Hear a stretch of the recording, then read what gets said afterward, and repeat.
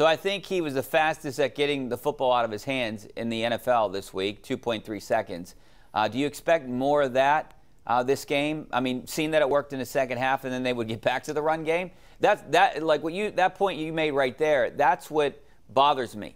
That's what makes me think like, oh no. I always blame James Conner not being a good running back, but now they have what I think is a good running back, and hopefully they use the ground game.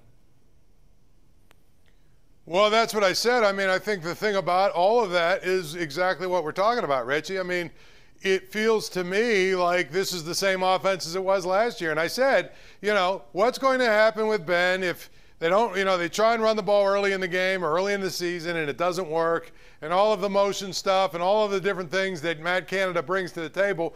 What happens if that, doesn't go the way that they think it's supposed to go?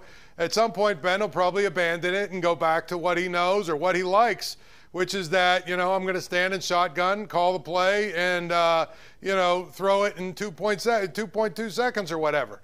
Well, I mean, that already happened. If you think about it, at halftime of the game, that already happened.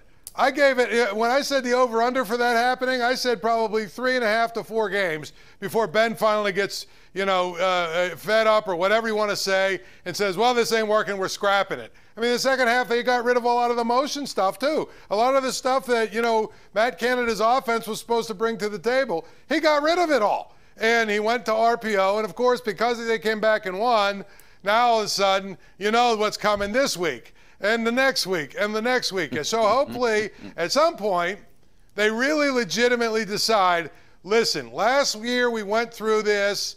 We were a little bit lucky and fortunate and, danced through the raindrops and were able to get away with it to go to 11-0. And then all of a sudden reality hit us and we couldn't win again basically the rest of the year.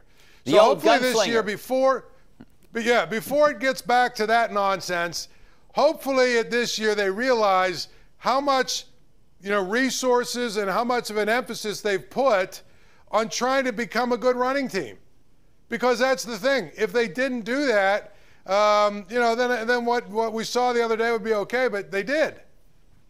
Well, you have to have that option or, teams are just going to – you're not going to be able to do anything. All right, before we get to break here, I do want to ask you, I mean, for me, the biggest threat right here for the Raiders is Waller. I mean, tight ends kill the Steelers, athletic tight ends.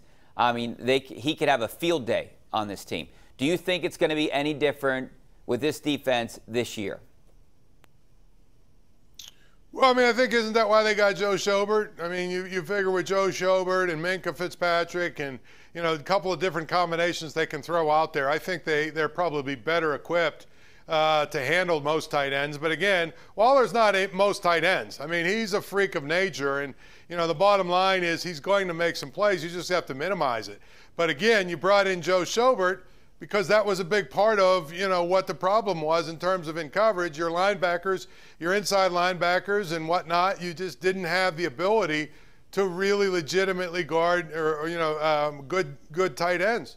Well, with Schobert now, and you got Minkah back there now, they're going to have, a couple of different, different ways they're going to attack and approach Waller, and hopefully they continue to, keep him off balance enough that he doesn't go crazy. Yeah, I mean, Tomlin basically said he's going to play him like a receiver, like a Chase Claypool almost. All right, we got to take a break.